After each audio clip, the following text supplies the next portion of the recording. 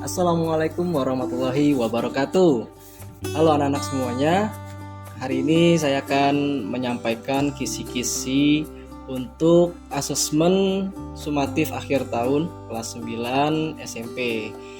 Baik, seperti yang sudah saya sampaikan sebelumnya, untuk asesmen sumatif akhir tahun, materi yang diujikan adalah materi dari bab 4, bab 5, dan bab 6. Ya, jadi fokus kepada 3 bab ini saja.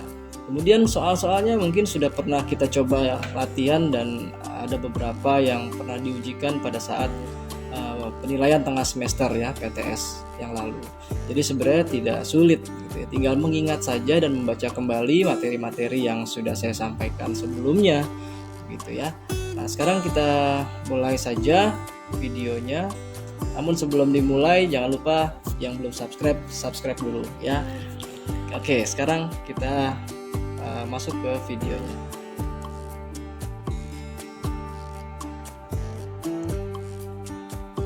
Ya, ini dia materi yang akan diujikan pada asesmen sumatif akhir tahun. Yang pertama itu bab 4, yaitu tentang keberagaman masyarakat Indonesia dalam bingkai Bhinneka Tunggal Ika. Tentunya ini sudah tidak asing lagi ya. Kemudian bab yang kelima tentang harmoni keberagaman masyarakat Indonesia. Mirip-mirip ya. Jadi antara bab 4 dengan bab 5 ini istilahnya kalau film tuh bersambung gitu ya, nyambung gitu ya. Kemudian yang ketiga bab 6 ya ini ya, tentang bela negara, yaitu dalam konteks Negara Kesatuan Republik Indonesia. Ini ada salah pengertian, abaikan saja. Jadi bab 4, bab 5, dan bab 6. Selanjutnya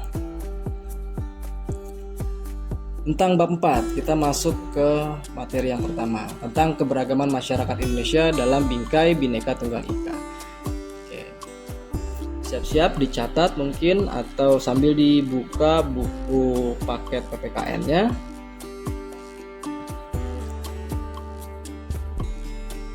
Nah, yang pertama, pahami tentang arti dan makna persatuan dan kesatuan ya. Dua kata yang mirip tapi berbeda makna ya, berbeda arti antara persatuan dan kesatuan. Kemudian yang kedua, faktor-faktor penyebab keberagaman di Indonesia.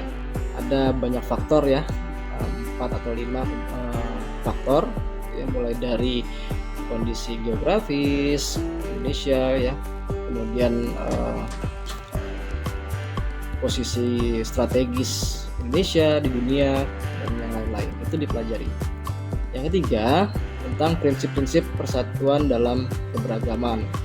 Ayo, ada berapa prinsip tentang persatuan dalam keberagaman, mulai dari prinsip kebinekaan Tunggal Ika ya, dan yang lain-lain. Yang keempat, yaitu arti dari istilah-istilah dalam keberagaman. Nah, coba dicari di buku, itu ada tentang istilah-istilah. Apa saja sih contoh-contoh istilahnya yang mungkin keluar diujikan gitu ya. Nah, ini dia. Di antaranya ada etnosentrisme, chauvinisme, primordialisme, stereotip, kemudian fanatisme. Nah, silakan dipahami, dibaca apa sih artinya, kemudian seperti apa maksudnya dari etnosentrisme itu, sikapnya seperti apa. Kemudian primordialisme bagaimana, dan yang lain-lain. Itu ya, dicatat, kemudian kalian pahami. Selanjutnya, saya nggak lama-lama, percepat saja. Yang kelima, bentuk keberagaman dan sistem kekerabatan yang ada di Indonesia. Bentuk-bentuk keberagaman yang ada di Indonesia itu apa saja? Mulai dari keberagaman suku, agama, ras, antar golongan gitu ya. Kemudian kebudayaannya. Nah, itu bentuk-bentuk keberagaman. Kemudian sistem kekerabatannya. Bagaimana sistem kekerabatan yang ada di Indonesia? Ada parental, ada patrilineal, ada matrilineal. silahkan dipahami apa maksudnya itu ya, artinya masing-masing. Kemudian yang ke-6 yaitu upaya-upaya pencegahan konflik dalam mewujudkan kerukunan hidup berbangsa dan bernegara dalam keberagaman suku, agama, ras, dan antar golongan. Apa saja sih upaya-upaya pencegahannya gitu ya? Mungkin tindakan-tindakan, sikap kita sebagai warga negara, sebagai masyarakat. Itu silahkan dicari contoh-contoh atau kalian bisa mencontohkan sendiri gitu ya. Kemudian ada sebab akibat konflik dalam keberagaman suku, agama, ras, dan antar golongan. Jadi kalian analisa sebabnya apa sih kok bisa terjadi konflik dalam keberagaman suku. Tentunya pasti ada perbedaan di sana ya, perbedaan apa saja di sana. Kemudian yang ke-8 masih di bab 4 ini tentang dampak positif dan negatif dari keberagaman. Dampak itu akibat gitu ya. Apa sih yang timbul secara positif ya dari keberagaman, kemudian negatifnya apa gitu ya. Oke.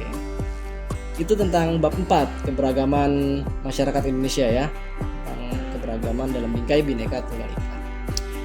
Kemudian selanjutnya kita masuk ke bab 5 ya. Bab 5 nggak terlalu banyak kok, ini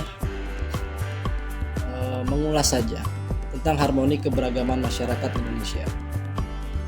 Dalam bab 5 ini ada 4 submateri yang akan difokuskan gitu ya.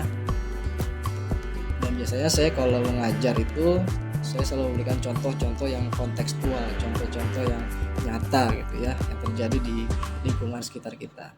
Yang pertama itu ada bentuk keberagaman dan sistem kekerabatan Indonesia tadi ya, termasuk di sana. Kemudian faktor-faktor penyebab konflik sosial masyarakat. Ada faktor apa saja yang menyebabkan terjadinya konflik sosial di masyarakat. Kemudian gejala konflik sosial di masyarakat. Gejala itu tanda-tanda. Gimana sih tanda-tandanya kalau terjadi konflik sosial? Selanjutnya yang keempat, dampak positif dan negatif kemajuan teknologi dalam keberagaman masyarakat Indonesia. Karena kita hidup di era teknologi ya, jadi kita harus kontekstual dengan kenyataan sekarang. Kita hidup di era yang digital. Dampaknya apa sih yang kita dapat secara positif maupun negatif dari kemajuan teknologi seperti saat ini? Yaitu tentang bab 5 gitu ya, tentang keharmonisasian gitu ya. Oke, selanjutnya di bab terakhir, bab 6, yaitu judulnya tentang bela negara dalam konteks Negara Kesatuan Republik Indonesia. Nah, di sini ada beberapa materi yang penting ya ini untuk kita pahami. Yang pertama, makna dan pengertian bela negara. Apa sih makna dan pengertian bela negara gitu ya, menurut undang-undang tentunya itu pengertiannya. Kemudian yang kedua, dasar hukum pelaksanaan bela negara. Dasar hukum itu ya termasuk peraturan perundang-undangan, mulai dari Undang-Undang Dasar 1945 ya, mungkin di sana saya contohkan ada pasal 27 ayat 3 gitu ya, dan pasal-pasal yang lainnya. Jangan lupa dipahami isi dari pasal tersebut ya. Bukan hanya menyebutkan nama pasalnya, tapi bunyi pasalnya juga kalian harus paham. Kemudian yang ketiga, ada bentuk-bentuk upaya bela negara. Apa saja sih bentuk-bentuk upaya bela negara yang bisa kita lakukan gitu ya. Nah, kemudian peristiwa-peristiwa perjuangan fisik upaya bela negara ini bagian dari sejarah. Mungkin di mata pelajaran IPS sudah ada ini gitu ya, tinggal diulas saja. Peristiwa-peristiwa perjuangan fisik upaya bela negara tentunya di masa awal kemerdekaan. Ada beberapa peristiwa, mulai dari peristiwa atau insiden bendera di Hotel Yamato Surabaya dan yang lain-lain gitu ya. Itu difahami. Kemudian yang terakhir, perjuangan non fisik, artinya perjuangan yang bukan kontak fisik gitu ya, secara diplomatik, secara perundingan, secara musyawarah antar kedua belah pihak yang bersengketa. Misalnya di sana ada perundingan Rumroyen, kemudian ada perjanjian Renville. Apa sih isinya dari perjanjian-perjanjian tersebut? Itu merupakan bagian dari perjuangan non-fisik dalam upaya bela negara. Ya. Oke, itulah materi-materi yang difokuskan pada asesmen sumatif akhir tahun ini. Silahkan kalian buka kembali catatan dan buku paketnya. Kemudian jika ada pertanyaan, silahkan kalian bisa tulis di kolom komentar gitu ya. Jika ada pertanyaan dan yang harus didiskusikan, silahkan saja tulis di kolom komentar. Oke, itu saja yang bisa saya sampaikan untuk kisi-kisi asesmen sumatif akhir tahun pelajaran 2023-2024 untuk kelas 9. Jangan lupa sebelum diakhiri untuk subscribe, like, comment, and share. Oke. Terima kasih.